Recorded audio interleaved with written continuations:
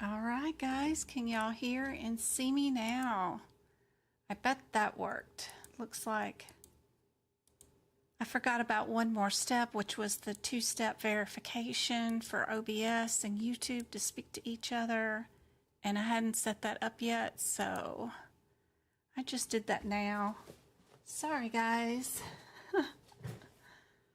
Oh my gosh, getting a new computer is crazy, and Travis started cheerleading tryouts this week, and yeah, he gets out of cheerleading practice at 6:30, and no one was around to pick him up today, so sorry about that. All right, I'm so sorry. I know it's getting late for you guys. There's a lot going on in real life. The boys don't have to go to school on Fridays for the next 4 years in high school. So with them not having to go to school at all, and they get 3-day weekends, I've switched my work schedule in my real life job to start next week to be a 4-day week also. So instead of doing Monday, Wednesday, Friday lives at 6:30, I'm probably going to switch to Tuesday, Thursdays. That way I can be able to do a 3-day weekend with the boys, or just sleep in on Friday mornings with them. I don't know. I don't have to get up Friday morning, then great. The boys don't have to get up. So that's pretty cool. And my job is letting me do that, because I'm only a year away from having 30 years in my work career. So I'm in the last part of my career life. So they're going to play nice with me and let me do a 4-day week. Most people clinically do 3/12s anyway, so it's okay. I'm in administration. I don't have to be there on Fridays. Not a lot of administrators are there on Fridays anyway, so it's cool. But that means I need to switch around our duck classes and our lives. So I'm thinking about doing them on Tuesdays and Thursdays, and our duck classes on Thursdays also. I did get YouTube and found a way to reverse some of their changing up the levels of the videos to higher pay amounts. So hopefully some of that has reverted back to the way it was. I don't know what y'all are seeing on your side, but let me know. And hopefully this stream will look a lot better, and we won't have any interrupting issues like we did last week, because of the laptop's graphics card just can't hold any more stuff. I've got 2.5 years of this medical coding stuff on this laptop, and it was just done, I guess. So hopefully my oldest has built me a desktop computer from scratch. Like, he literally bought every wire and connected it to every little part. I don't know. But this is my first running of it and doing a stream. Hopefully this will work. Oh, I'm just catching up with chat. Yay, more time with the kiddos. I know, right? 3-day weekends. I don't know how we're supposed to prepare kids for working a 5-day week when even their schools don't stay in school for 5-day weeks. And thanks goodness I work from home and can be here for them. If I was working in an office, I don't know how parents do it nowadays with the way things are. You know, it's hard enough that they don't start till 8 o'clock, but you've got to be at 2 places at the same time at 8 o'clock. How do you do that? And then the kids get out so much earlier in the day than the adults. I don't know. I don't know how parents manage all this stuff all the time. I guess I've done it for the last 32 years with my oldest kid all the way up to these 2 high schoolers. But at least when John Michael was in school, they went 5 days a week. At least I had that. And then they had some preschool or post-school activities for them to attend afterwards. They don't do that kind of stuff no more. Like, once they're done at 3, then they put them on a bus and send them home. They don't have after-school programs here where we're at now. But Travi is trying out for cheer for the junior team. The varsity is full, but he's a freshman anyway, so he wants to do cheer. He's not really wanting to do the mascot because the heaviness of the costume and stuff, but still, he's thinking about it and trying out. So he'll be doing that this week until the date they pick to see who they want. That'll be Thursday. So every night this week he'll be at the school till 6:30. But James gets home at 4:15 every day. So anyway, just craziness here. And I know that isn't what y'all want to hear. I know y'all are here for the practice questions, right? Let me switch screens here and let me see what you guys think. How does this look compared to our duck classes? Are an extra class that I do once a week because everybody wants to, of course, tutor with me one-on-one, and I don't have enough time in my day with the full-time job and the 3 sons and my mom here to do one-on-one tutoring. I started out doing it 2 years ago, but that's really hard to find time to do one-on-one. So I do a small class one day a week for 2 hours where we try to do 40 to 50 questions, and they're $5 for the 2 hours, and you get the replay of the YouTube video for 30 days before I put it out there on the YouTube channel for the membership people to see. But this class is for people that already have their book prep. They've already tried and attempted a certification exam and they didn't pass, and they want one-on-one with me or some sort of extra bonus session with me that they can ask questions, bring questions to here and say, okay, I know the answer is this, but why is it this? What's the difference in these codes? You get more advanced questions that I pick out for you that are harder and more guideline related, stuff that you need for the exam. So that's what I do one day a week for you guys. I still have one scheduled for this Friday at 8:30 in the morning if anybody wants to attend. Even if you can't attend, if you do pre-purchase it, it's $5 and you do get the replay for 30 days. I do have a workshop this Sunday also, which is 75 questions because we're going to do 3 hours. I'm going to do 3 questions for every section of the CPC or certification exam. That's going to be 75 questions in 3 hours. Not a lot of teaching is going to go on here because it's going to be in the same pace as the certification exam, which goes by so fast.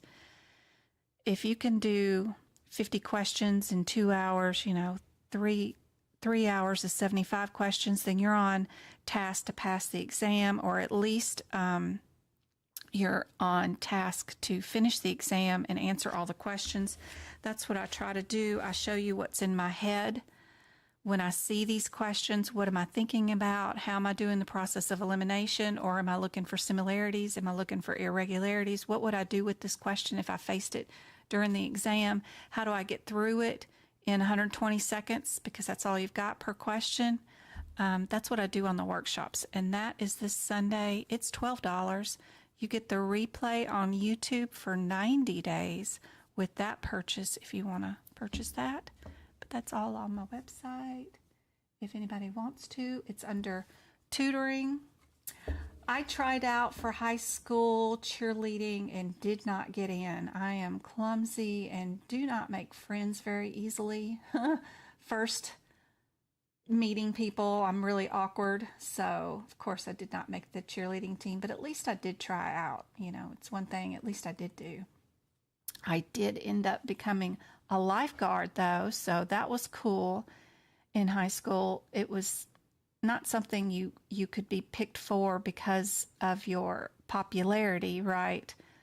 But it was something you could train for and test for and pass. And of course, I did. So I did become a lifeguard. So that was kind of second best, I think, out of high school things as far as what kids do for extracurricular. But it also led me down the medical pathway, which was kind of cool because, you know, you got to do CPR, you had to do rescue. We had to, our final exam was lifting out the Memphis State football players. And I weighed like 99 pounds soaking wet when I was in high school. It was nothing, little bitty thing. And we had to lift up these 300-pound back end or front end linemen or whatever out of the swimming pool. So it was cool. I enjoyed it. And I still didn't make a whole lot of friends, but I still did pass and got a job as a lifeguard. So I thought that was cool.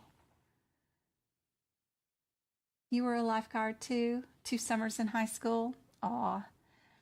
Well, I just couldn't take working at McDonald's no more. Working at the drive-through window, whew, that was rough. But I did that for a couple of years too. So I've done it all.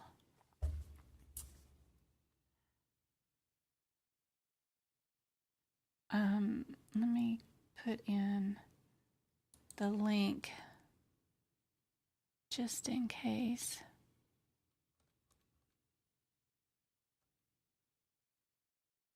That's book prep videos. That's not it. At least I think the video quality is better, I hope, for you guys. Yeah. Here's the... Nope, this is for Friday's class. If anybody wants to do Friday's class, that is the link for Friday. I just posted it into YouTube. I know I should be on TikTok too, but it was all I could do to get here today. I will bring back up TikTok and do a live there too when I get this all done. Don't forget, you got to pick the date when you get here. So if you're on the calendar, you got to pick the date that has the little dot on it. Just click on the date. And this is the link for the workshop for this Sunday. If you want to see like 3 questions per section for all of the sections that are going to be on the exam, that is for that one. I'm checking out the exam or the chat. Sorry, guys.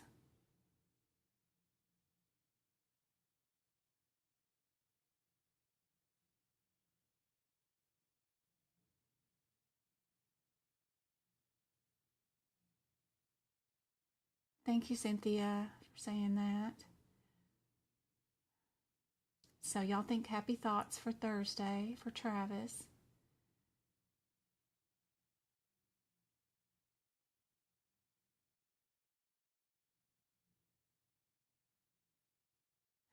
Go-kart loves the duck class. Yay.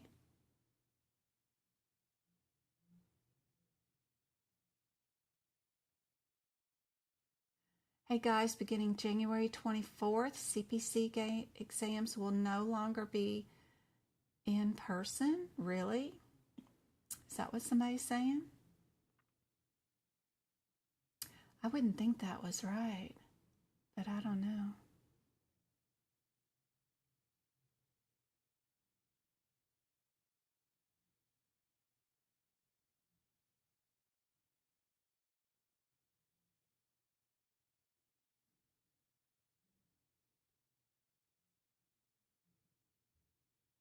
Casey was a lifeguard too.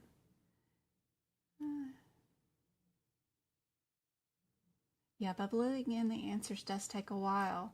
So get you the fattest, biggest lead pencil there is. Don't take no little bitty lead pencil. Go find you one of those big kindergarten ones with the big fat lead in it. Architecture or grafting or construction workers have big fat leaded pencils. because they're always drawing on wood and stuff. Get something like that.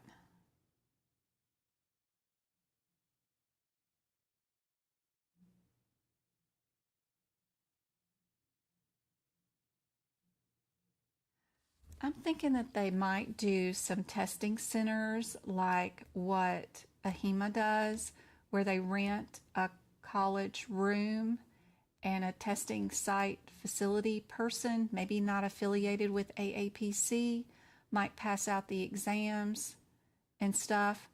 But I still think that they would, or they would just have computers there with internet and let people do electronic computer testing at a testing facility using the school's computer and stuff. So I'm thinking they're going to expand it.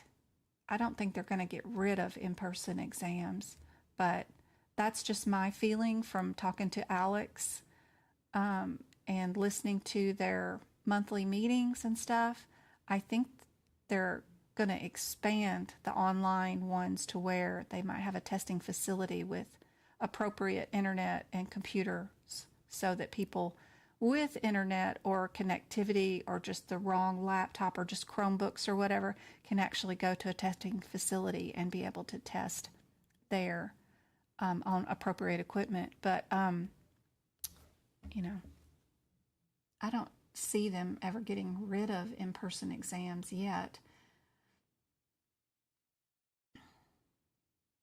Can we do some terminology? We sure can. I've got some here today for you guys. Let me bring up the first question. This is a good terminology one. You definitely need to know. What is considered a partial thickness wound? There you go, Hannah.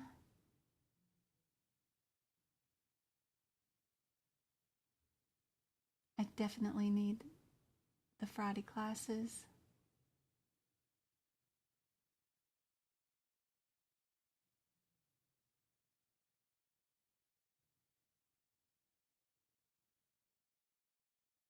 What's the turnaround time for getting a replay link? There is no other link. It's the same link that you get when you purchase it, so you don't have to wait for an extra link. Last time I used to have to, when I was doing Zoom classes, I used to have to send you the logon and password after it finished. But now that I'm using YouTube, there is no turnaround time. When you purchase the event, the link is already in your email, comes with your confirmation of purchase, and that same link is the same one used for all your replays. It's a secret link.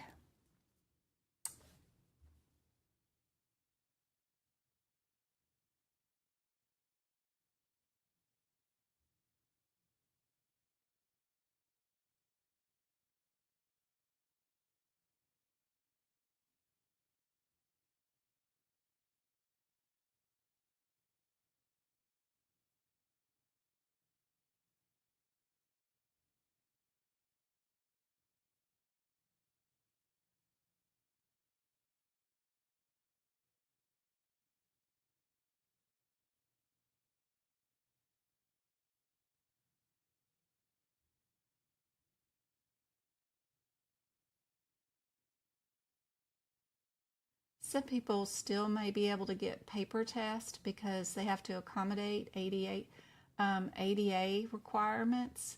So if people with visual impairment need bigger font test, they may be able to still get printed test. I don't know.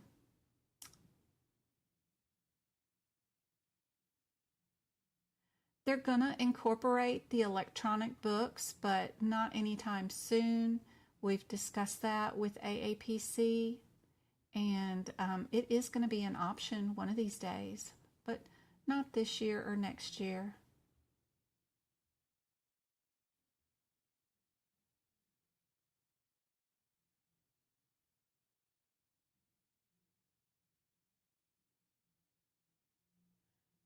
It depends, Erica, on when you're going to take your certification exam. If you're going to take your certification exam before the end of the year, No, you don't need a 2024 book.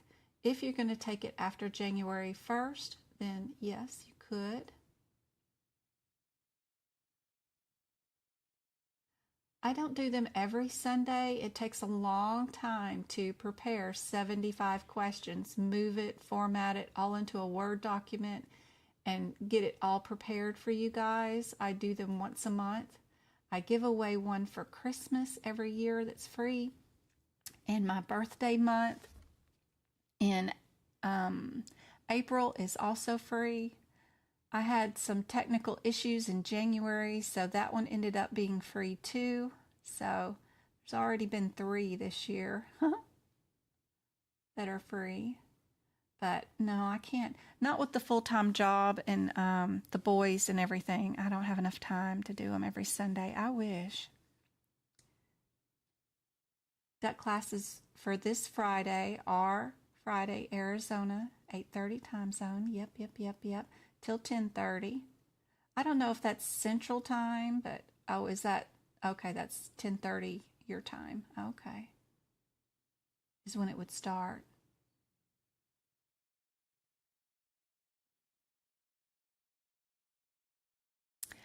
For this question, I just wanted to make sure you guys knew that just because they're wordy questions doesn't mean you can't look for similarities, coding irregularities. Those kind of things are still a viable situation.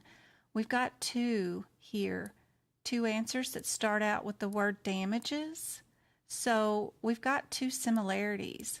And then what is your difference between those 2 answers? One of them is limited and one of them is unlimited. That's kind of a neat little trick during these wordy ones so that you're not reading every single word and every single answer.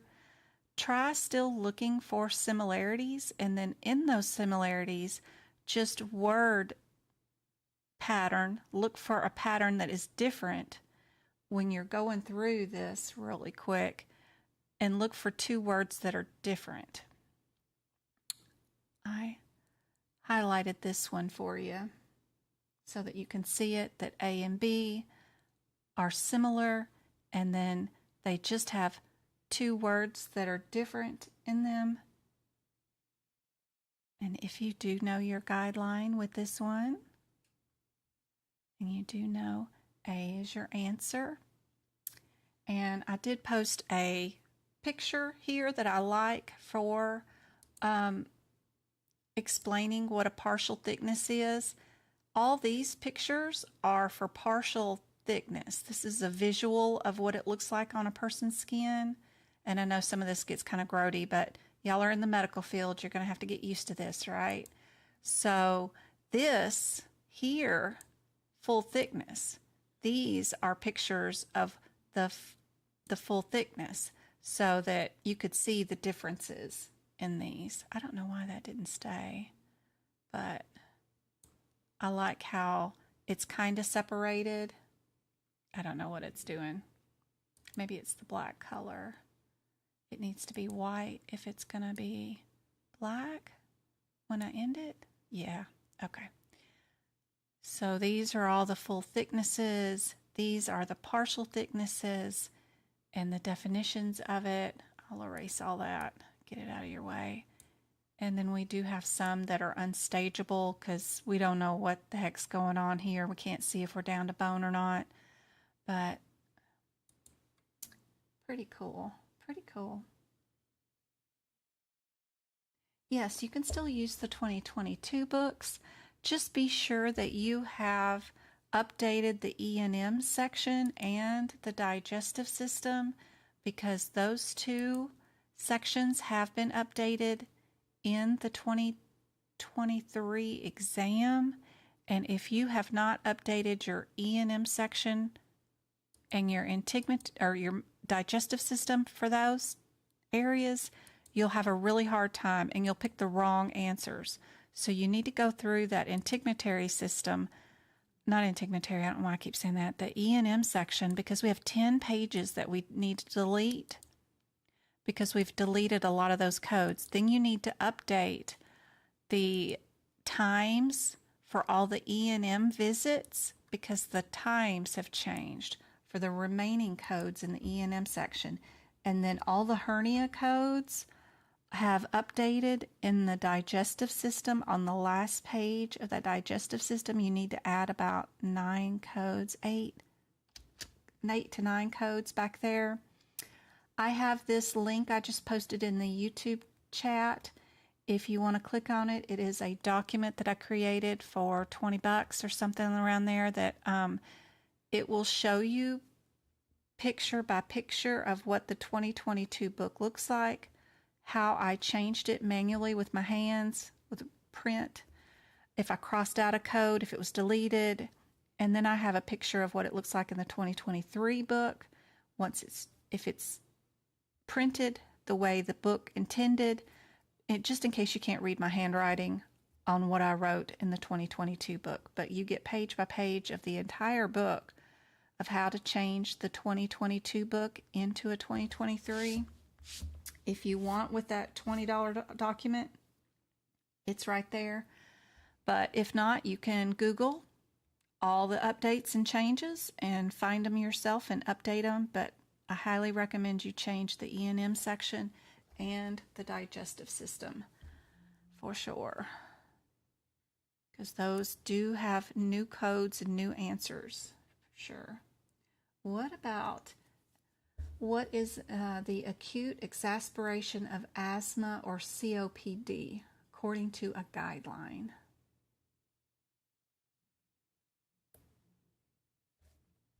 Thank you guys for the thumbs up on the YouTube video and all the love on all the YouTube videos, all the TikTok videos. Appreciate y'all sharing them, commenting on them, letting me know what videos y'all want to see, helping me generate content for you. I like seeing y'all's comments.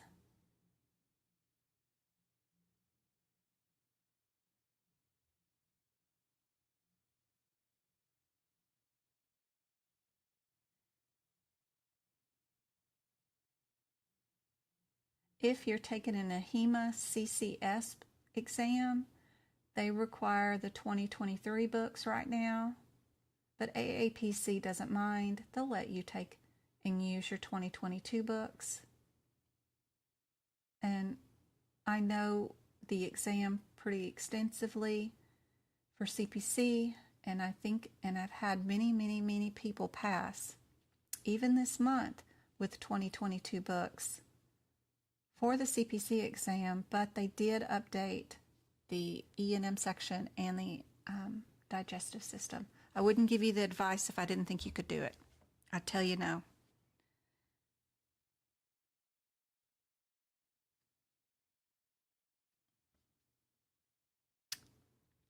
Good job, guys. B, worsening. Perfect. Perfect. What completes this series? Anything that's in your CPT book that is a series, like what's inside the small intestines, what's inside the large intestines, and mainly, usually on the CPC exam, your renal system, starting with like your urethra, to your ureters, to your bladder, to your kidneys, and everything else. All those series of body parts that go together, they will ask you on one of them. Don't know which one, but I highly recommend knowing your kidneys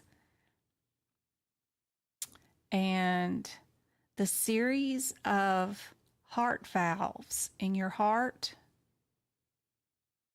That's important for the CPC exam. But for this question, I have complete the series of the passage of airflow from the lungs, nose, trachea, bronchi, and what else?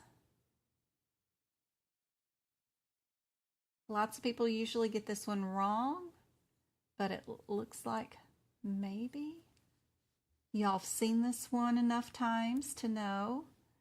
Don't forget, we've got these fancy little things that we can do with these abbreviations. Like we can make nose, trach, bronch, and bronch, and then ovulas, a acronym or another name for something. They call it mimics or something. So with this one, to help remember the passage of inhalation and exclamation, we can use one of those, whatever this word is, to help us learn and remember the anatomy and make the revision simpler. For this one, we can imagine that there's two parents, Nigel and Mary, and their son is called Larry. Oh my gosh. And works in a coal mine. And they worry and panic that the air that he breathes all day is not healthy for him. So we can go like Nigel and Mary panic. Larry truly breathes bad air. If you start with everything that's in the passageway of the air system, starting with the nose, the mouth, the pharynx, the larynx, and go all the way down.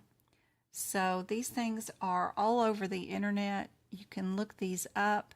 They're super handy dandy to help you remember. And you can make up your own too. You can write these in the book above any of the pages in your CPD book, above the respiratory section, just to help you remember that Nigel and Mary panic about Larry. Thank you, thank you. I'm so glad you like the notes. I'm going to have some of these in there for next year. So I'm going to add some of these in there. Diagnosis codes. Now, just because you guys could see the question, don't go looking at the question. We're going to go look up our differences and think about our differences in our diagnoses first, right? If we're thinking about anything that starts with a C, we know we're in cancer. If we're in the Z's, we know we're doing a status. Wellness, physical, they're here for chemotherapy. That's just a status symbol, right? They're here for a wellness exam, that kind of thing. We have two that are super similar, right? B and C start out with the same diagnosis code, and they repeat with the same diagnosis code secondary. Would this question have 3 diagnosis codes or 2 is what I'm thinking. So I'm going to read my last sentence. Which answer is correct? What was the patient diagnosed with?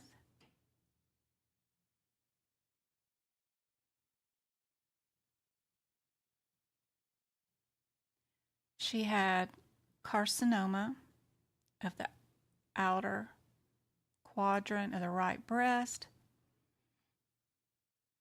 She had a bilateral mastectomy. A month later, her mammogram did not show any evidence of disease. What would we diagnose her with?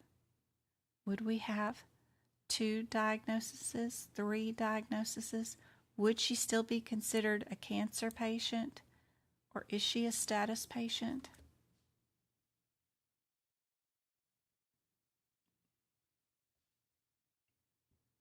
I'm glad you like that, Sandy.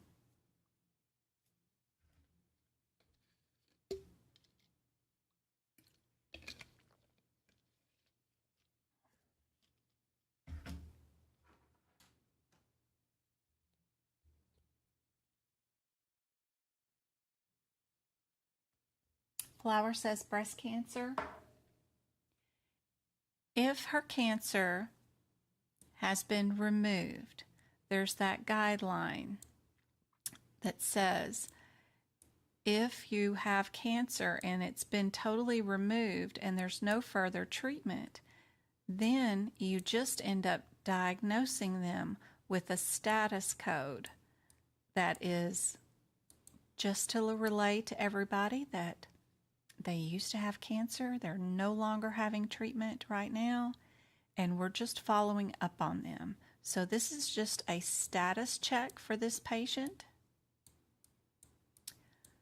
Some breast cancers, depending on the less aggressive ones, can be just removed by removing the breast, and then there's no more dealing with it.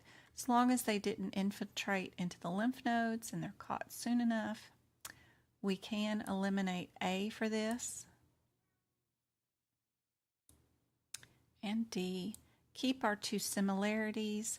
We do have a guideline that tells us how many diagnoses would be involved in this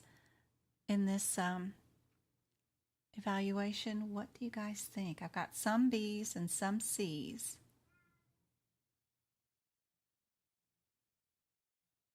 B for this one. Currently, there's no active lesion, so choice A is not the right answer. While on follow-up of malignancy patients, we need to code for the absence of the organ. So that's the last thing that we needed to code for, is the absence of the breast tissue. So don't forget about that, or the breast itself, not the tissue. Come on in, Chloe.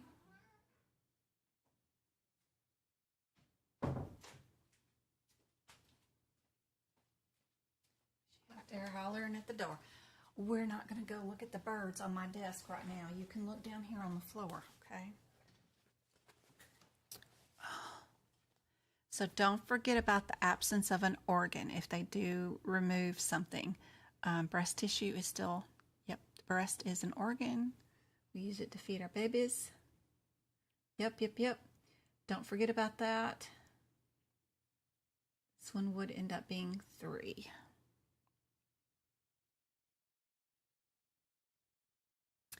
What about this one? Oops, sorry guys.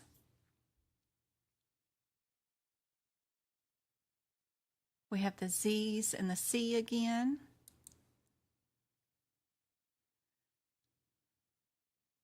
A patient with colon cancer arrives for a follow-up. The patient had a hemicolectomy. The last colonoscopy was unremarkable. The patient's mother had colon cancer. What is the correct answer for this one?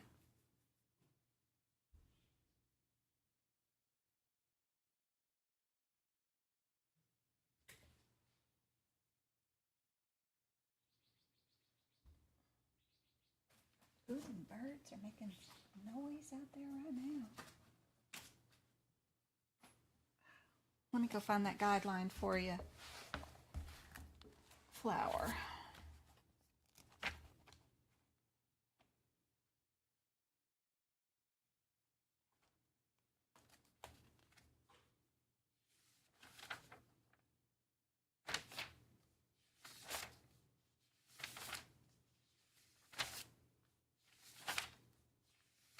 They sure do put a lot of information in 30 pages. Good gracious.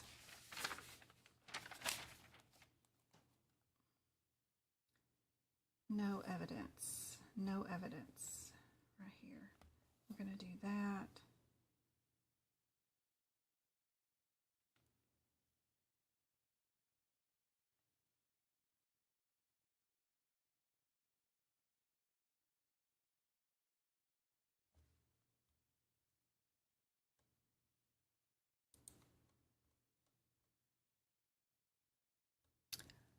Our Z85, let me bring up this camera. Ooh, and I don't think I have the issues with this anymore. This should work right out the gate. Let me see. Where am I at? Where's my, oh, right here. Visual, video. No, not gonna work. Let me see. Yeah, I know you're gonna work. You're gonna work, right?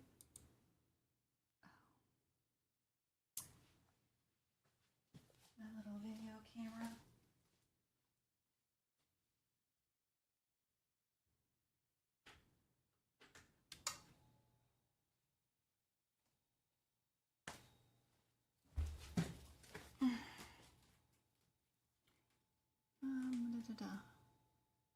Properties. Come on, you came on yesterday. with no issues while I was playing around. Properties. Okay. And then properties.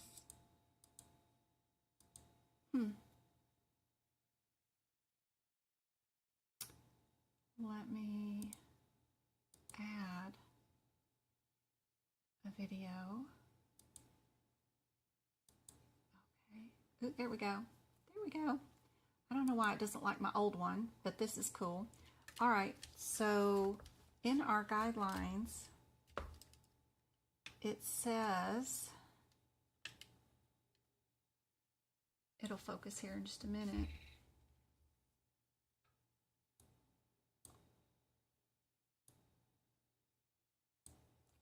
It says primary malignancy, previously excised. We're going to do our Z85, which is usually the last code, of course. We do in this answer have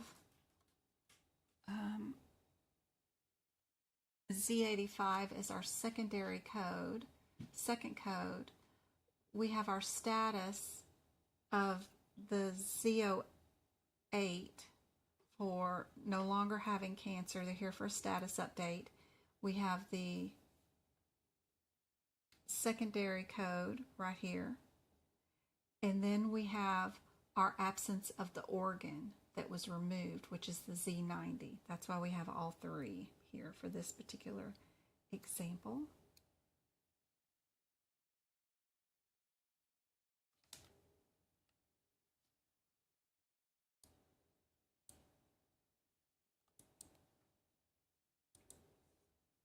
Now for this guy,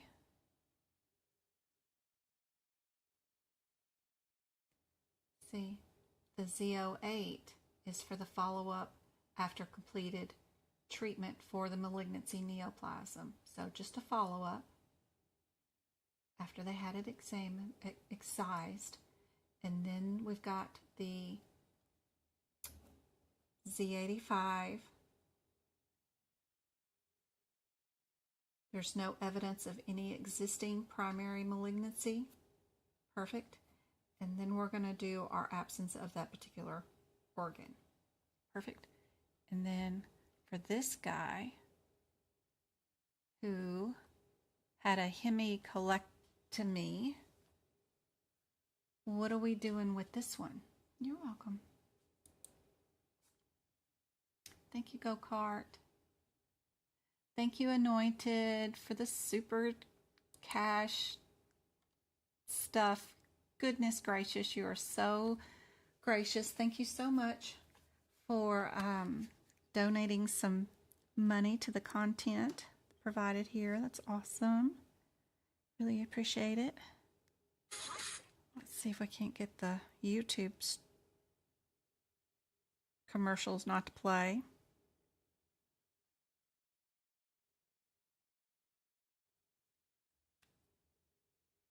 What did you guys think on this one? That page that the guideline's on is G11 in my book. I'm in the AAPC 2023 ICD-10 book. G11.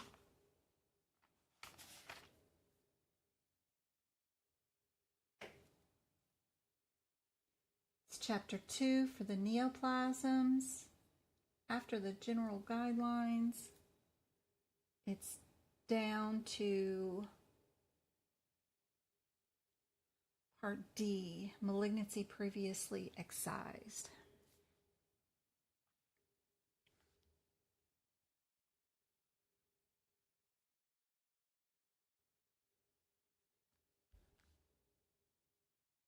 I do have a couple of C's.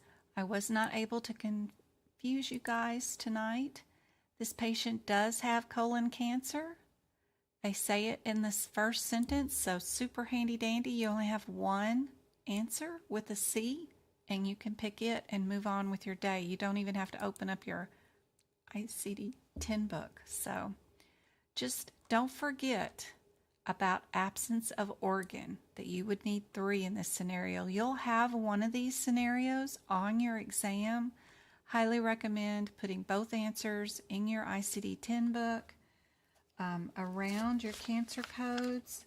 Put a little snippet about what's going on for both scenarios near these codes. That way you've got them. What I do and have done, if I can find my books, where's my other one? This one. I just take all the cancer ones and put them all on the very first page of our cancer diagnosis codes.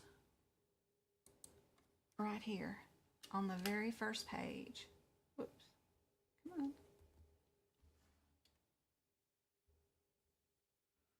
Still something about this camera nothing likes. Come on. You can do better than that, camera. Anyway, I'm on, in the ICD-10 book, I open it up to the Chapter 2 Neoplasm page. I put all my guidelines and everything here on the very first page. I don't know why it's being so sassy.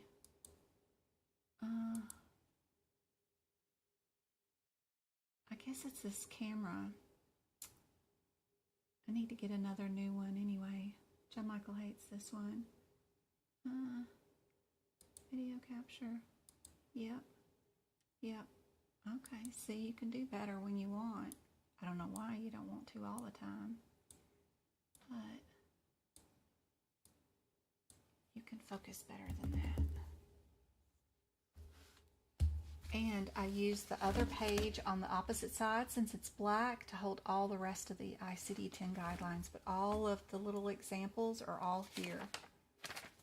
Yep, super helpful. I move all of the examples near the codes that they affect. Just think it's a whole lot easier to have like all the diabetes examples here near E11 or E10. Even if it's to do with pregnancy, I put all the O codes here too, just because it's super handy dandy to have it all near the E11, E10, because they're eventually going to get an E code. But that way I don't have to go all the way back to the OB codes. Overdosing, underdosing, I put them all in here, so super handy dandy. And you know, my notes for ICD-10 are not on Etsy, never have been. They're always on my website, so if y'all need those, they're there. Because Etsy charges so much fees, and I hate pushing those fees on for you guys, so I just like putting it on my website easier. That way y'all don't, it's cheaper anyway. Any of the notes are on my website.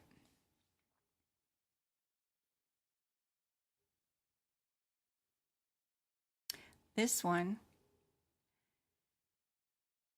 they put A down, not the C for the cancer. This one's confusing because this patient has completed all the treatment for the malignant neoplasm, for the colon cancer, which was the hemilectomy. They cut it out,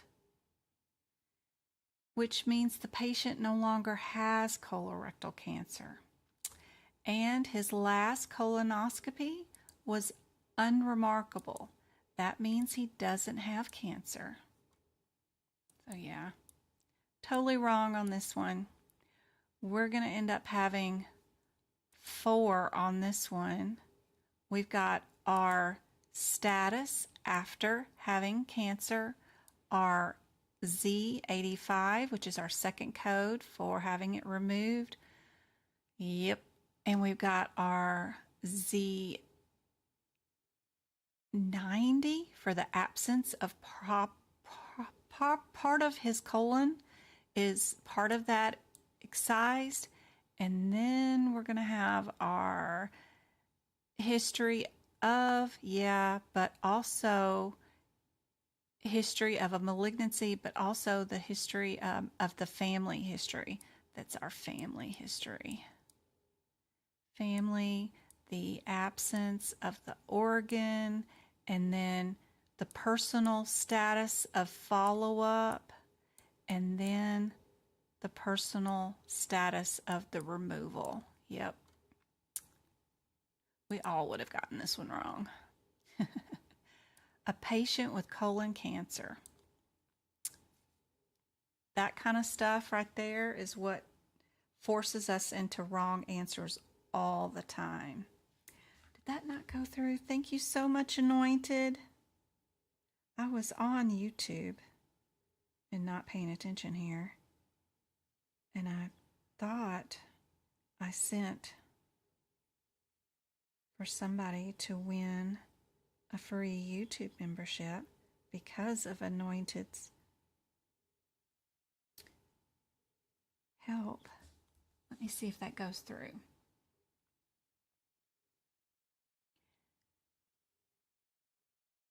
So, there we go. Finally got it to go through.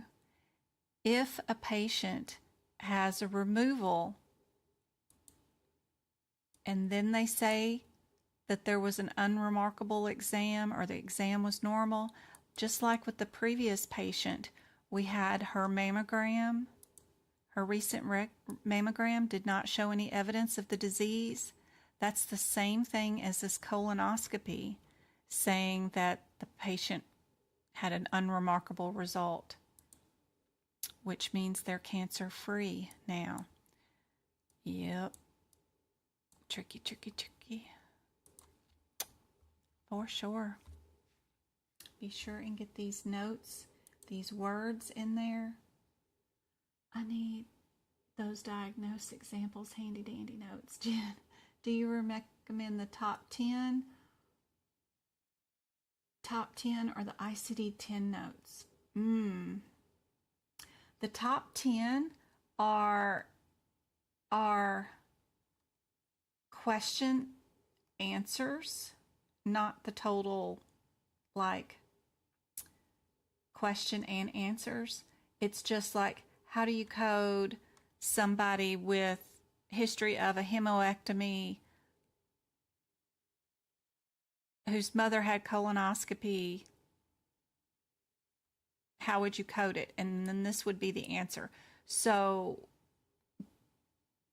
that's what the top 10 is. Top 10, I go through all 21, I think I've went through all 21 guidelines areas in the ICD-10 book. I found examples of how you would code certain situations that you can write into your ICD-10 book. So it's just what the answer is and what clinical example would go with it.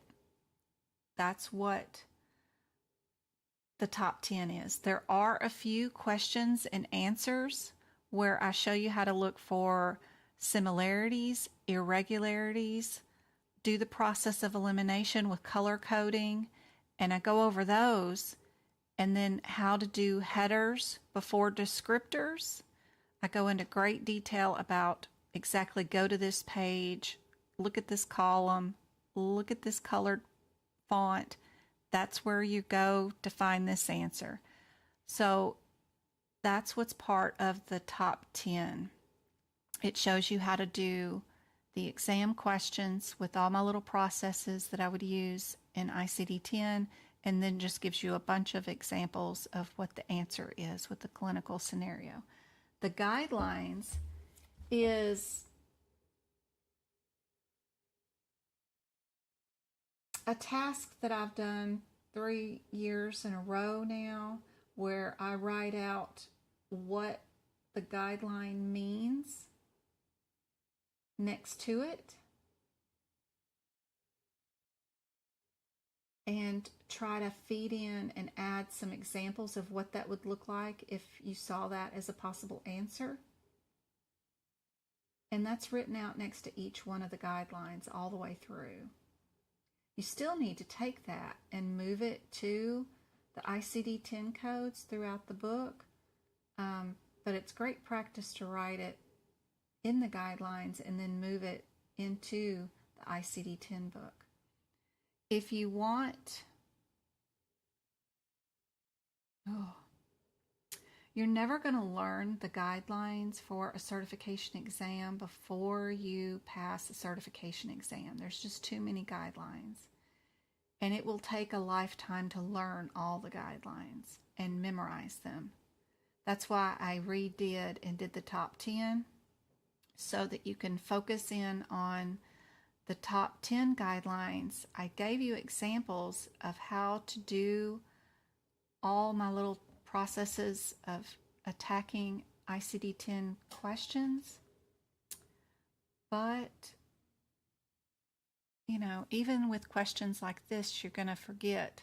If we'd have done any of my processes on this one like we should have done, we would have known that D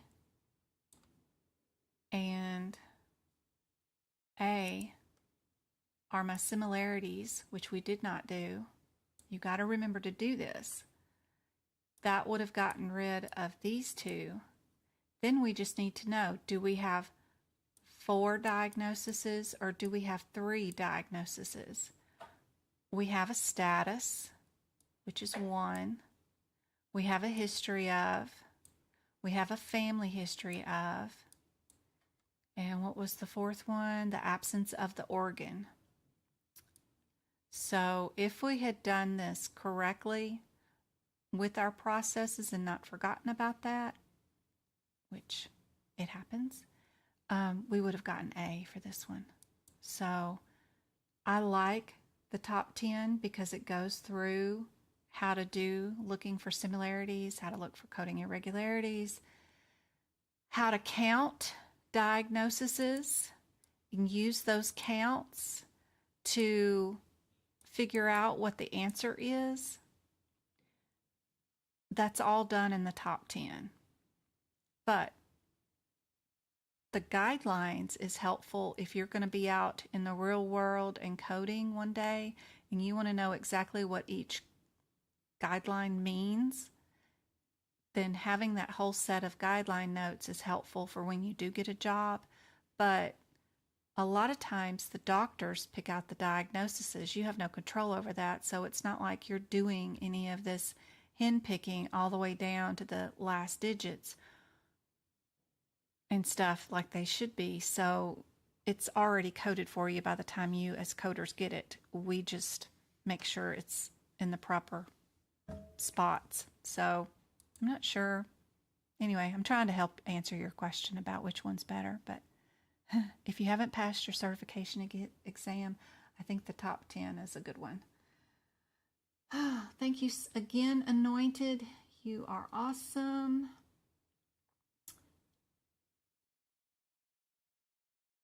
The manual is changed yearly. Does that mean we need to copy these examples and rewrite them in notes every year?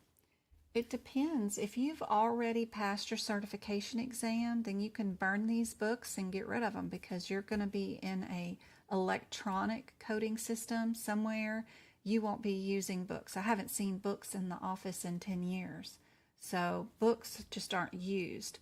If you haven't passed and you need to update books from year to year, you might have to.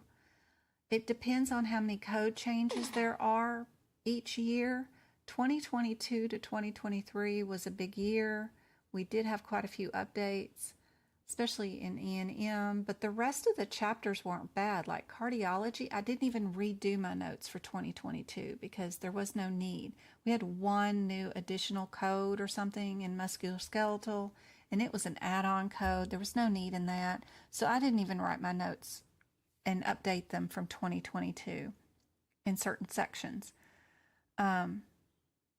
So it just depends. I don't think next year from 2023 to 2024 is going to have a whole lot of changes. We're going to have some new telemedicine E&M codes, but I don't think anything else is going to change. We may have some updated guidelines for what we can code with each other as far as E&M codes, but I don't think anything's going to change where we have to update to the 2024 CPT book. But I won't know until October till I get one in my hands and evaluate it. And then the first brave soul who goes and takes their first exam in January and I hear their feedback about what kind of questions were asked on the exam, only till then will I know for a fact whether we need to have an updated book or not. But anyway, those are my words there.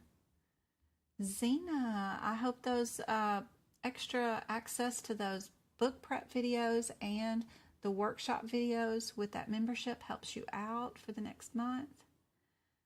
That one's a tricky one for sure, but it is A for this one. You can't wait to burn your books. I know you can't. I know you can't. My work, you still buys and uses books. That's awesome. I'm in California, so we do things a little differently in California compared to the rest of the United States. So, and that's the only administrative jobs I've done is in California. In Memphis, we used books, but I didn't work in Memphis not since 9/11, so that's been a long time. I can remember being clinically on the floor and helping my OB doctor, even while we were delivering babies, if I had downtime, try to get those prior auths for those global pregnancies or deliveries or sudden drop-ins of delivering babies that weren't ours. I remember trying to help out and do prior auths on the clinical floor back in the day, and we had to have books to do that with. Yep, later you can use them for COC and CRC. I'm working through the COC course right now. Again, I've seen it before. I saw it in 2019. Never looked like anything I wanted to do. Too many billing rules in there for me. I don't like all of that billing stuff, but I'm looking at it again for you guys. I bought the course. Maybe there's something in there that I can help you guys. If y'all want to go into COC, I can help y'all pass the exam. Where are the processes for the guidelines? Anointed. You're funny. Oh, I wish. Just looking for the similarities in the answers, like the ones that we had before today. When I had guideline questions, this one would have been, I have two that start out with a W, or I have three that end in the word COPD. One's uncomplicated, one's worsening, things like that. I still look for the process of similarities. Like for this one, what is a partial thickness? You know, I still look for similarities. So even in the guideline ones, I try to look for similarities. So I know D is just silliness because, yeah, it ain't got nothing to do with that. But that means that these three are similar, gets me down to at least a 75% chance, and I just think about my differences here. So as far as those guideline questions, still look for similarities. Then look for your one-word differences in those, for sure. What unit of measurement should lesions and repairs be measured in?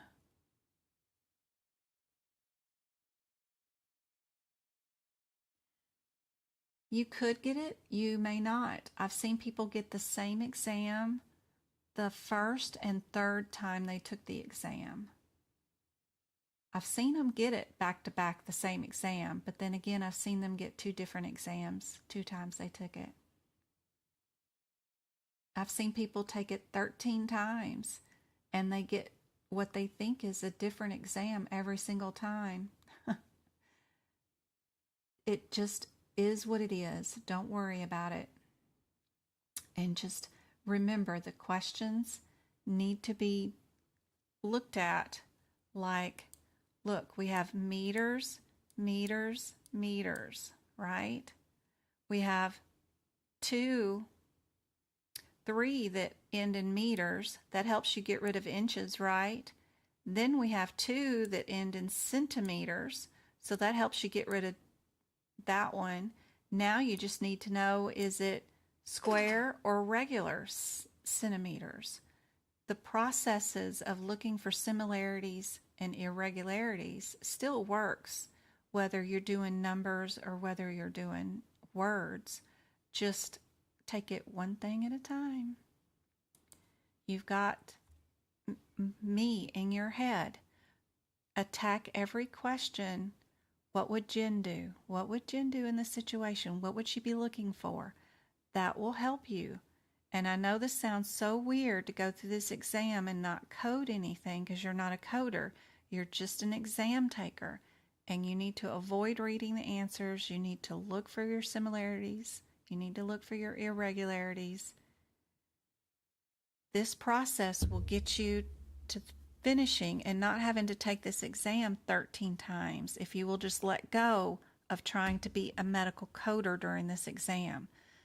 If you're going to try to code this exam that's already been coded for you, the answer's in front of you, then you're going to spend way too much time in every single question and you're not going to finish in time. They only give you 2 minutes per question. Having to do 100 questions in 4 hours is a lot. 25 questions in an hour is a lot. Think about how many minutes there are. It's a lot. You need to try to get done as fast as you can because you're going to have 10 cases at the end that are larger. You're going to want 20 minutes to go through those, or look at any questions that you have left over that you didn't know, want to go back to. You really need to save some time. How should lesions be measured? It probably should say when. I don't know. But look, you've got 2 with provider, 1 with patient, 1 with pathologist. Look for your similarities. B and C. What are your differences between these 2 sentences? One's prior, one's after. What should your answer be? Is it prior or after?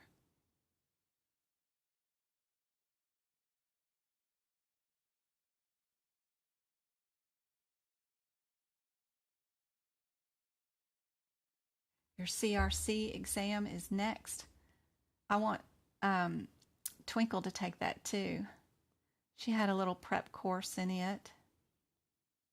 It's just ICD-10 book, and you'd think it'd be easier, but it's way more in depth than that ICD-10 book for sure.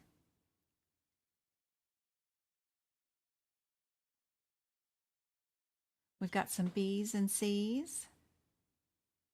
You had it on the exam. You had exam C. Exam C is the crazy one. That one has some wild anatomy in it. That's super hard. Yep. This is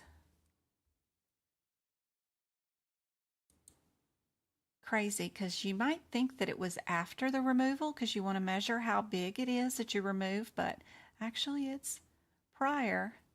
And I did the same thing with this one. I did similarities with your differences.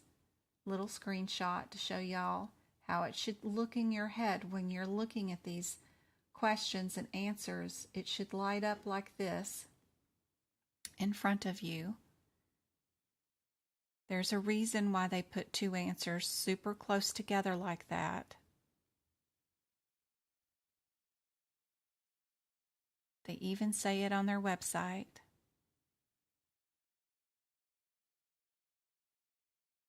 Margins aren't included. Yeah. Yep. Never, ever, ever change your answer. Ever. Always go with your first thought and don't second guess. Don't go back through that exam changing answers. I know you did. That's great that you got 100% on anatomy. That's awesome. I hope I let you know everything you needed to know on there for that exam because it was super tricky. Some of those anatomy terms were crazy. Perfect job. Good job. Just because you can see the integumentary question, don't read it yet. Let's think about our answers here. We've got, don't think about none of this mess back here yet. Only think about the very first set of CPT codes. We've got 2 that are in the 12s and 2 that are in the 13s. What's our differences? That's super helpful.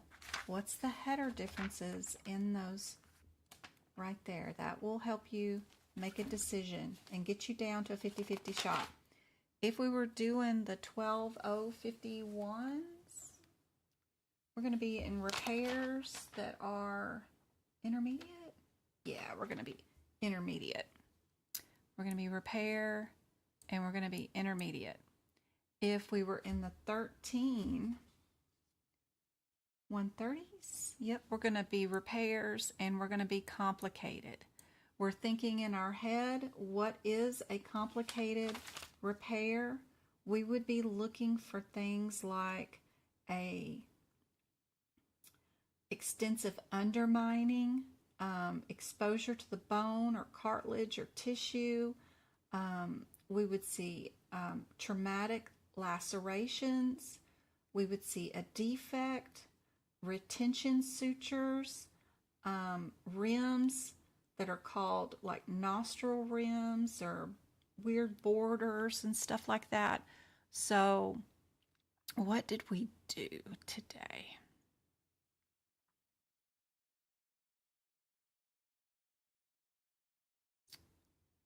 Subcutaneous.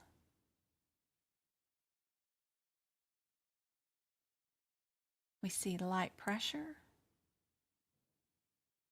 and some suturing. It is closed in layers. But for it to be complex, we have to see exposure to bone, cartilage, tendons, neurovascular structures, nerves, that kind of stuff. Extensive undermining where we had to clear out areas, stretch things, make a flap, weird rims and borders. So keep all that in mind. That'll help you get to a 50-50 shot. What do you think you're going to do? We're going to keep A and B, or are we going to keep C and D?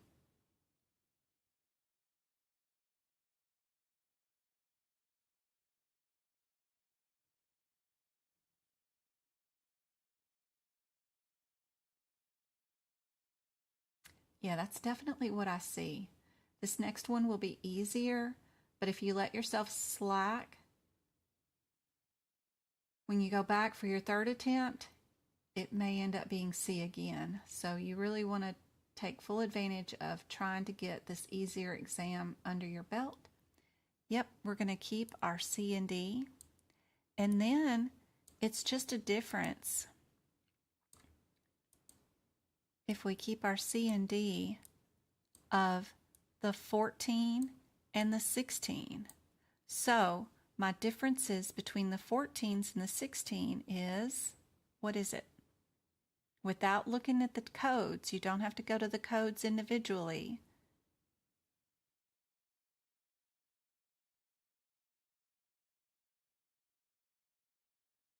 What's the difference between 114 and 116?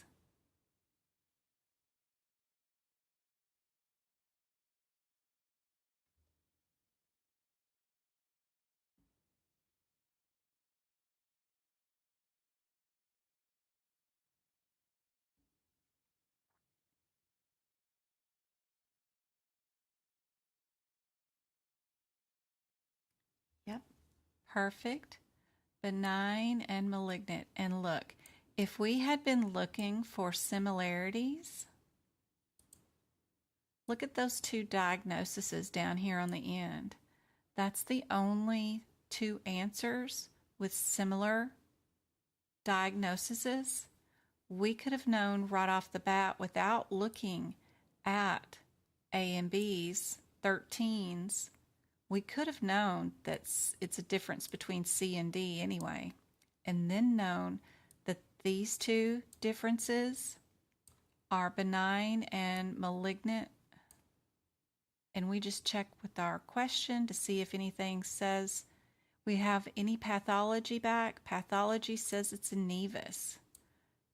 Is nevus cancer or not? What is a nevus? Yes, the practice exams are like the actual one.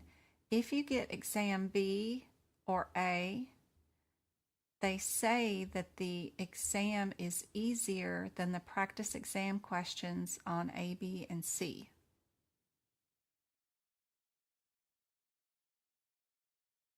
I'd prefer you to be around the 90 or the 45 range. Missing 10 out of 50 is a little high. Be sure and go through the ones that you missed. Make sure that you understand why each wrong answer is wrong. What in the CPT book tells you that that is wrong? What in the answer tells you that that is correct? There you go. No cancer.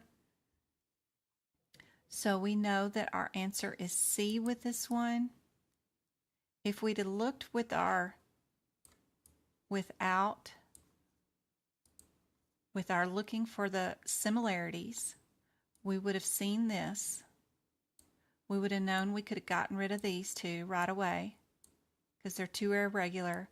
Seen our 14, seen our 16, looked at the last sentence in the question, seen nevus, known right away our answer is C.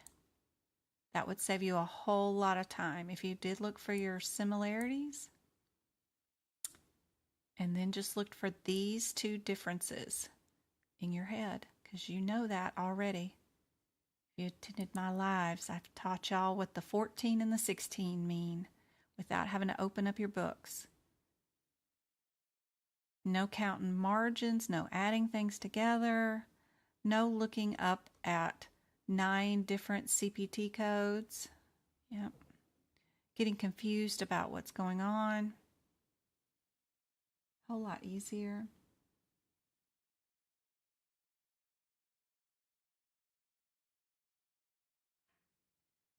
You're very welcome. I hope those replays of all the old workshops, that's a great way to pause the screen and try to do like all the questions that are on the screen. Try to do it yourself. Try to get done with it in 2 minutes. Set you a timer for each question, even if you only have time to do one question.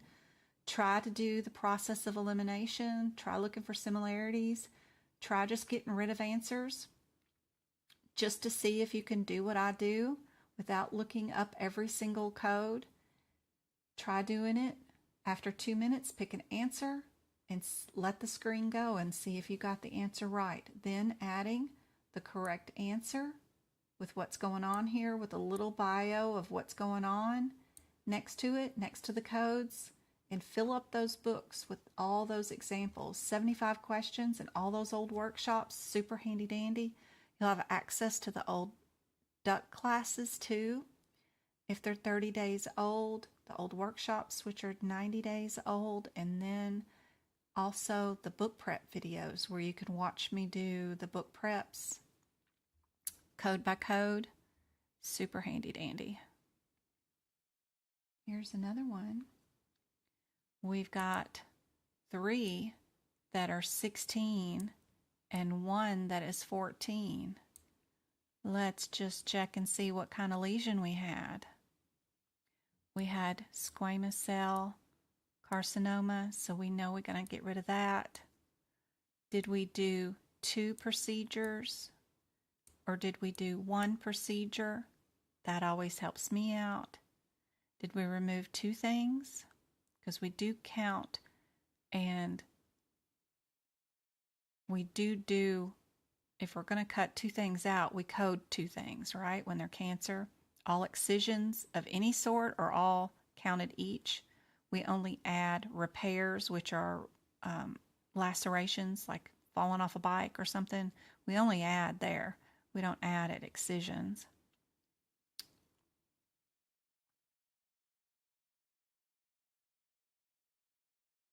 So it looks like we had to remove a lesion.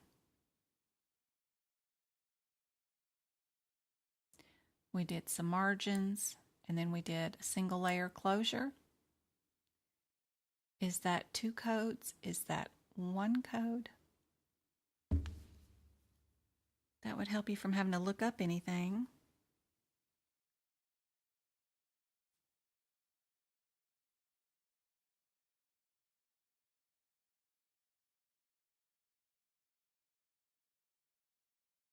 I think if we have 1 excision, we have 1 lesion, it's singular, 1, we have 1 code to bill, right? There's no reason to bill 2, because we're cutting on the patient. We're removing something. We have to close up our wound that we are making. We made that single layer closure needed, right? And just because we needed to do the margins doesn't account for another code. So B, maybe. What do you guys think? Everybody's saying C, though. B is correct. Yep. Simple 1 layer closure repair cannot be coded separately because we created that issue. Yep.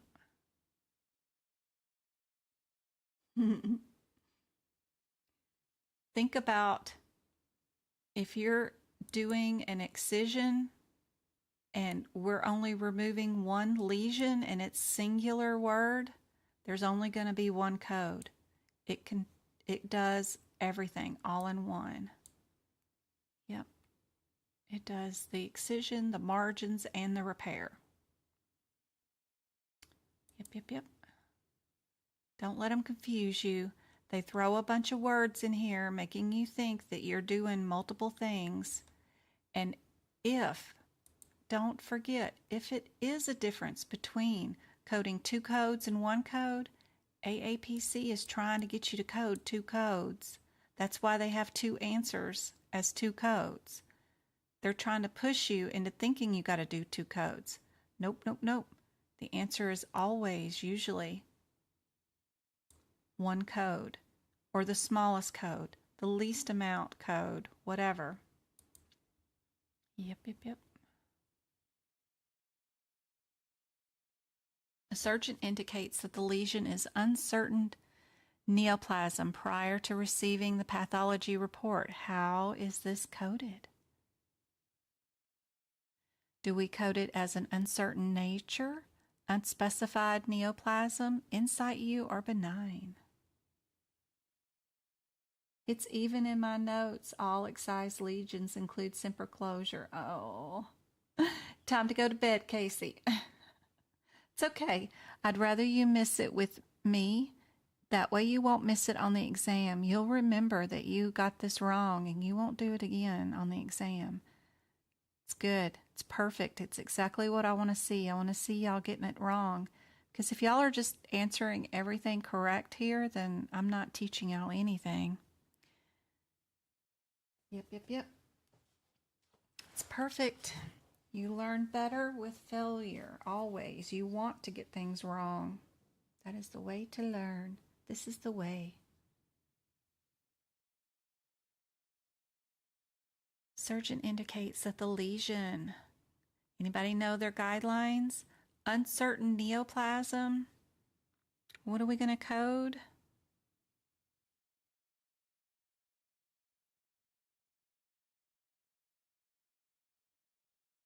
Everybody's got B? B, very good. That is perfect. Only a pathologist can assign uncertain nature to a sample. So, just in case you have this on your exam, only a pathologist can say it's uncertain nature. That's a diagnosis. But when it's an uncertain neoplasm, keep it word match. Keep neoplasm with neoplasm, right? Keep those together. Only pick the neoplasm with the neoplasm. Oops, sorry.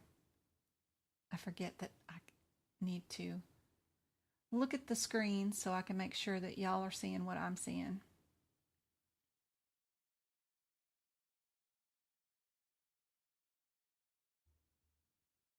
And only a pathologist can say it's an uncertain nature. That's something different.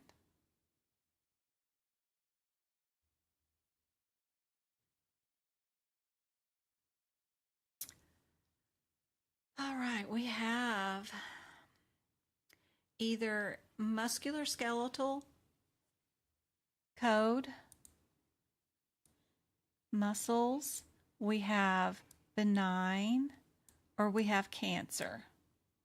What have we got going on? We've got a malignant lesion.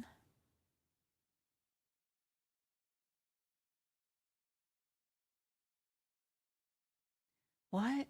If the documentation does not make it clear why a cutaneous lesion found to be benign by the pathologist was excised as a malignant lesion by the surgeon, how would you code the service? Oof. We've got, what did the pathologist say it was? The pathology, cutaneous, pathology says it's benign.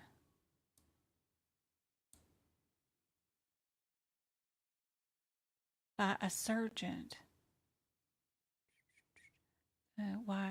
Why a lesion found to be benign by a pathologist was excised as a malignant lesion by a surgeon. The service cannot be coded. Would we be coding a musculoskeletal one, a benign one, or a cancerous one?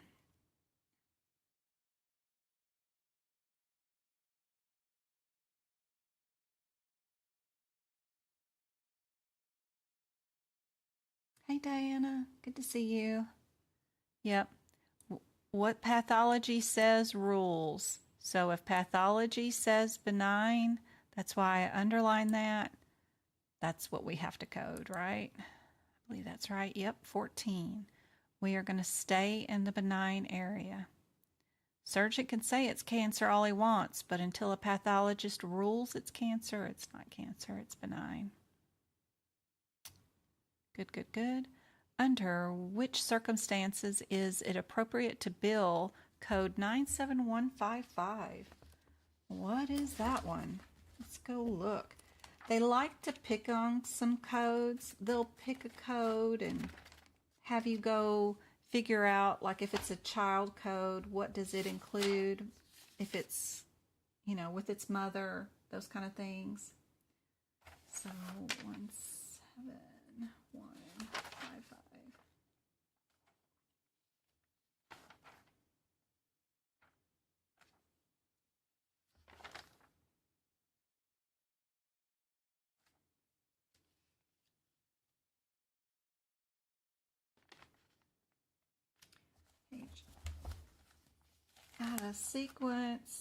Out of sequence, it's way far away from where it's supposed to be. So hopefully you fixed those out of sequence codes. Put down where the page number is next to the red number so that you don't have to go hunt for this afterwards or during your exam because you don't have enough time. So, under which circumstances is it appropriate to code 97155? With protocol modification. What do you guys think? Is it only when a BCBA QHP, they love acronyms, is directly providing the service or providing direction for a tech? Or is it both A and B or none of the above? Aw, you're so welcome. I'm so glad my explanations help you out.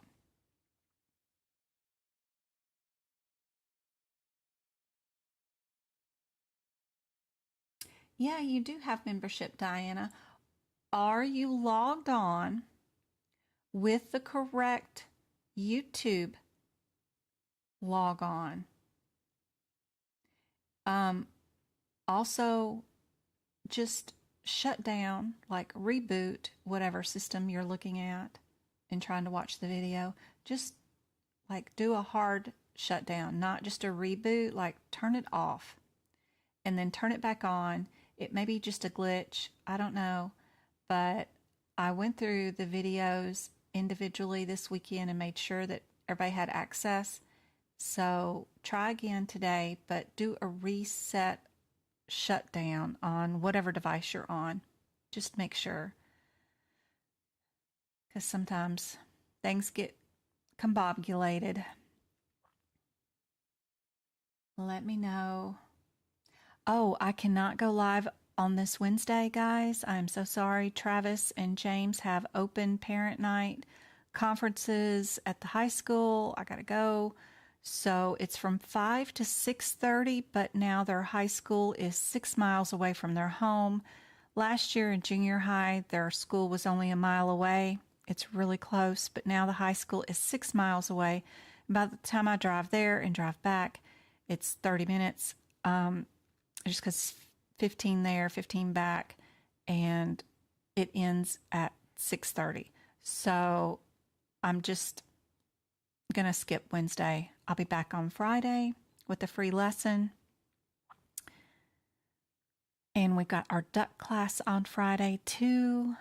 And then I'm thinking about next week doing the lives on Tuesdays and Thursdays anyway, because I start my new job schedule where I'm doing 4 10s and the boys are doing 4 10s at school. So might as well. We'll all have 3-day weekends. It's going to be so weird. I've never worked where I've had 3-day weekends. It is so weird. And I can't believe the kids are having high school this way. Can you imagine having high school where you had every Friday off? They have it so good. Oh my gosh. Anyway, try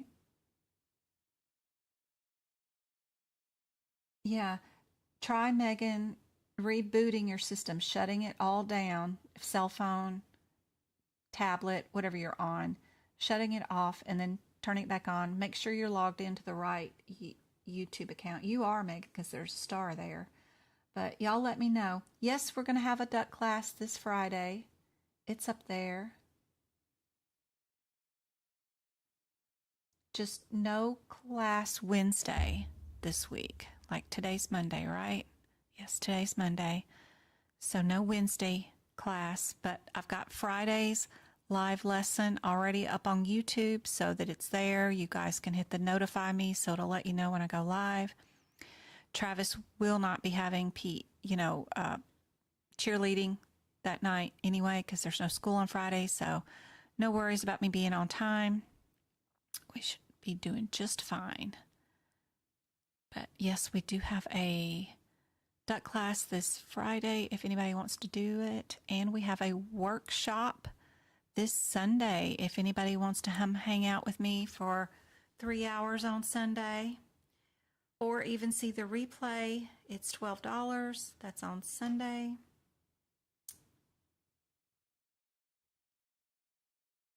So looking at the CPT code that is on page 820 of the 2023 AMA CPT book, in case you couldn't find it, this adaptive behavior treatment with protocol modification is administered by a physician or other qualified healthcare professional, which may include simultaneous direction of a technician. So it can either be done directly or by the tech. So we can do both.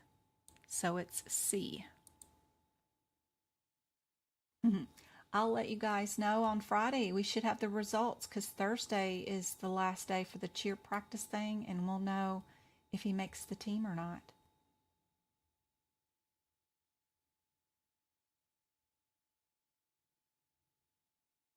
Yes, I'm going to move the duck classes to Thursdays probably. I thought about doing it Wednesdays, but if I end a live at 8:30 at night and then I have to have duck class questions prepped by Wednesday morning, there's just not enough downtime to do that between Tuesdays and Thursdays. So, yep, next week I'm going to move the lives to Tuesday, Thursdays. And we're going to do duck classes on Thursdays.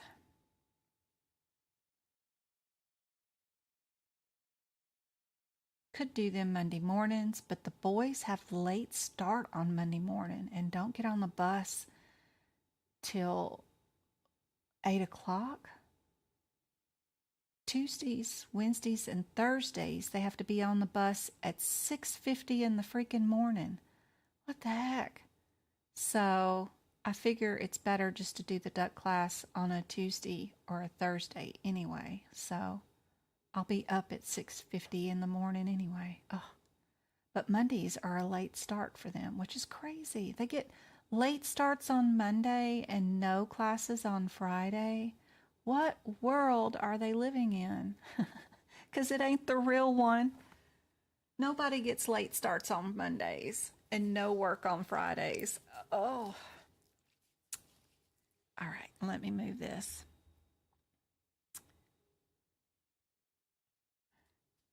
Tricky, tricky, tricky answers. Yes, yes, yes.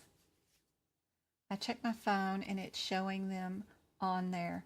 Yay. Perfect, Megan. I'm so happy. That's awesome. Hey, Homer.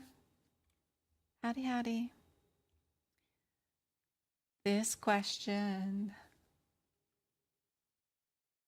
If an RBT sees a patient from 1:30 to 3 and a BCBA observes the RBT and makes modifications to the protocol during their observation, the documentation clocked time for the BCBA is 1:30 to 2:30, and based on the fact that the payer does not allow concurrent billing for ABA therapy, which is the correct answer? Looking for similarities and irregularities, right?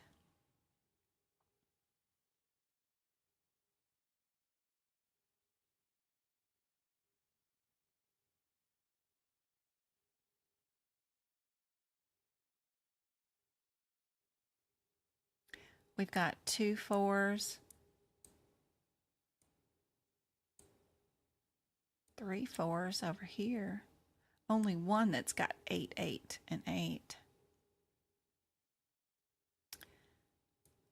1 to 3.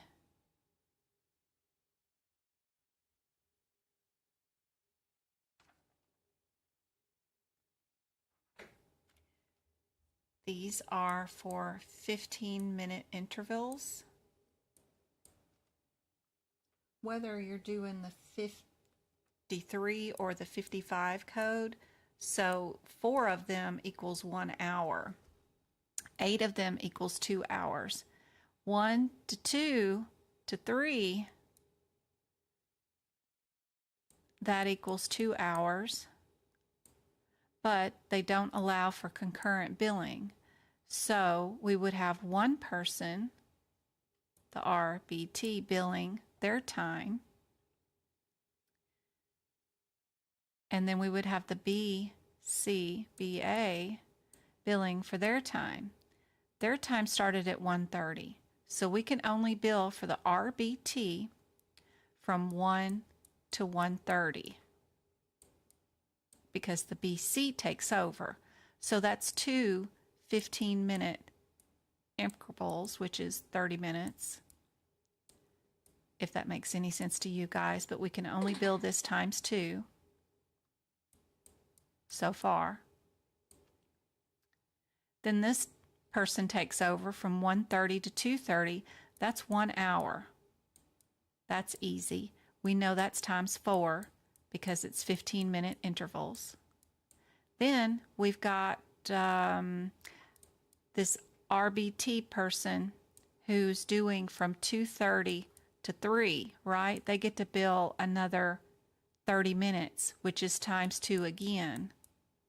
So we're going to do times 4 for one person and times 4 for the other person. So we know we only have one answer that does that, and our answer is A.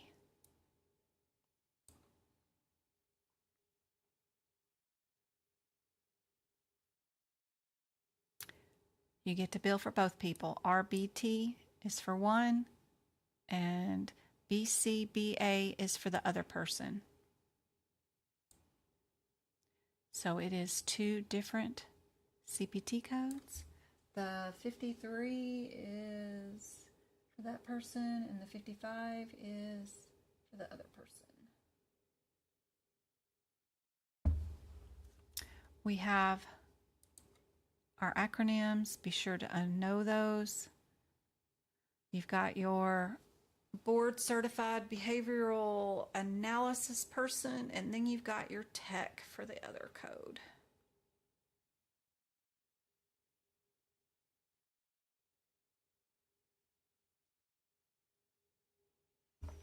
Congratulations. Yay, you want to email me? Awesome. I would love that. Email me. That would be so helpful.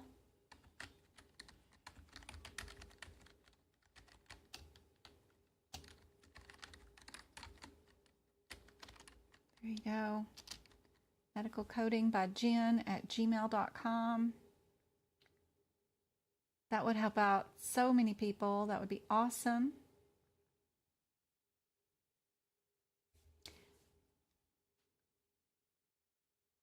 She passed her exam and got an 82. Awesome. It's a really good score just by watching my videos and my workshops. Congratulations. I will be on the lookout for that. That would be awesome. Did you get the MDM table also in E&M questions to mark for COPA data and risk? Y'all just all helping each other out. Cobra? Would it be Cobra? Wonder.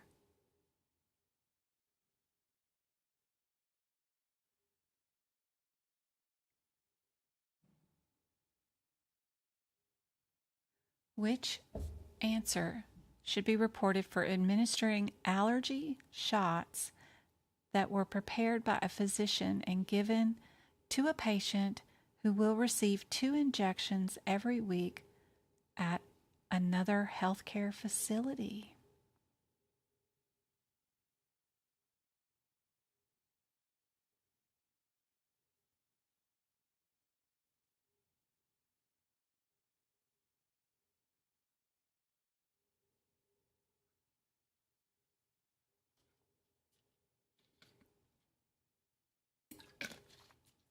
Thank y'all for the thumbs up and engaging on the workshop or any kind of videos. Just commenting and sharing them. It really helps out, whether it's on YouTube, Facebook, TikTok, Instagram. I always forget about Instagram and posting on it. But I love y'all's ideas. The last videos I did about looking for the coding irregularities in different sections, like what would it look like in E&M, or what would it look like in integumentary? That idea came from one of you guys, so y'all keep asking away and making comments and letting me know what you would like to see, because that helps me out so I know what kind of content to create from your guys' perspective, point of view.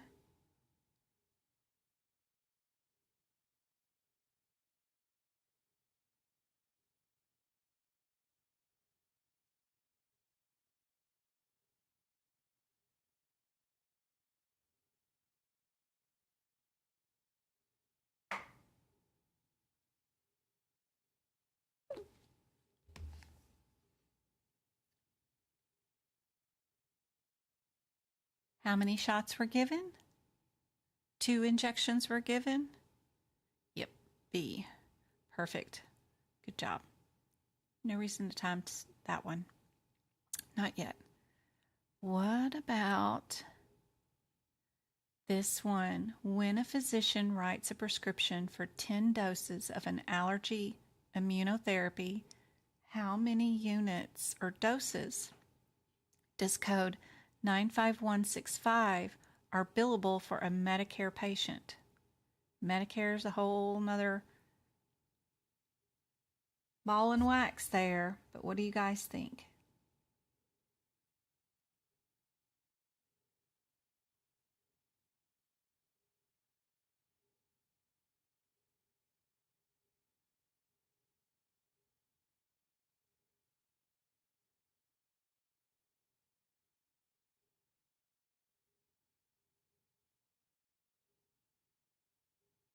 What do you guys think on this one?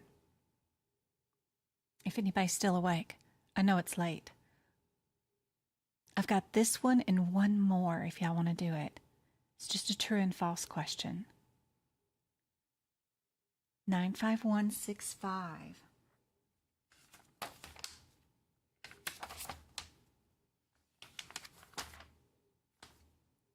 And then we will be back on Friday for 2 more hours, free lessons. We've got professional service for supervision and preparation and provisions of antigens and allergy immunotherapy, single or multiple antigens. Specify the number of doses.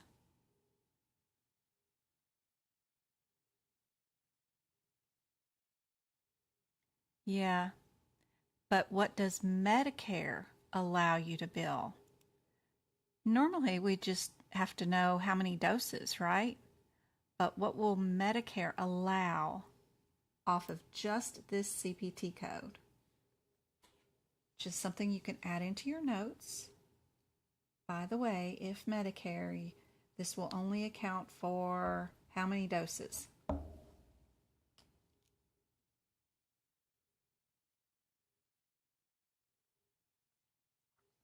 A lot of times, the answer is the smallest number, right?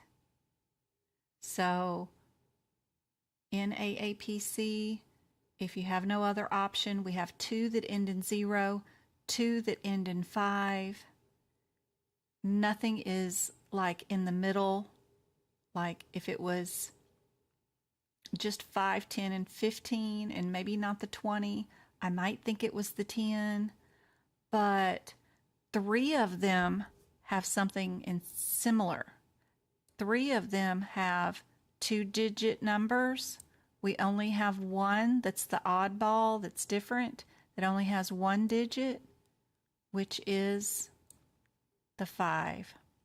And Medicare don't pay for nothing, never wants to pay for CPT codes. They want everything to be HitPix anyway.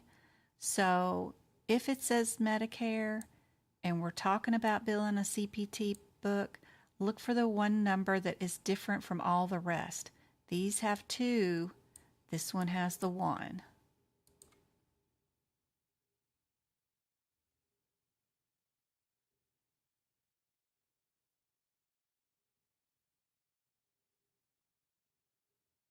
That's what everybody keeps saying, Omar.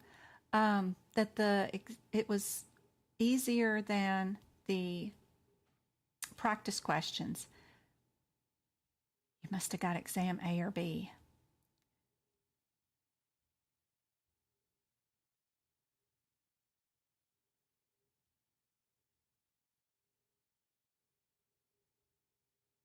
Or not at all. Or Steph, they don't pay at all.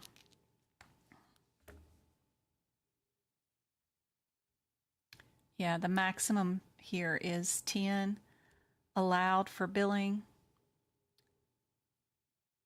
But for with the antigen and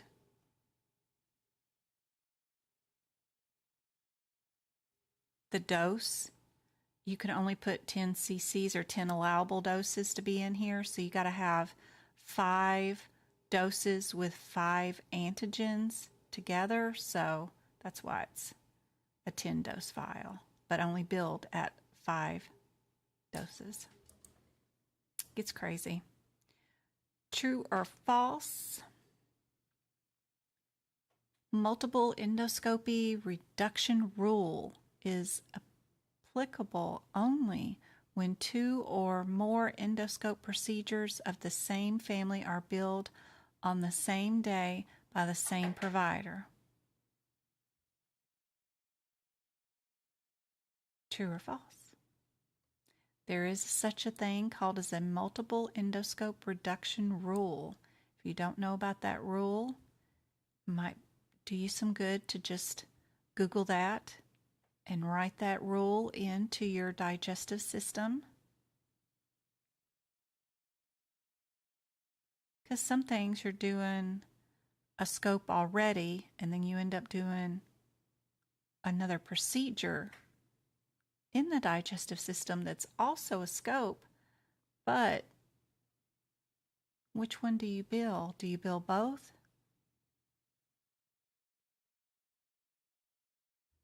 Mm-hmm.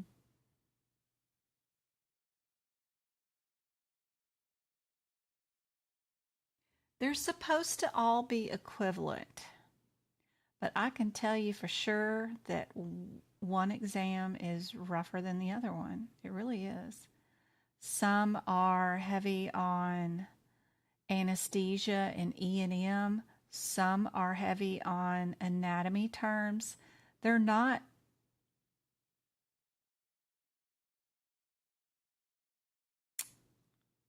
all equivalent, I don't think. From the feedback that I get, some just happen to be more difficult for some reason.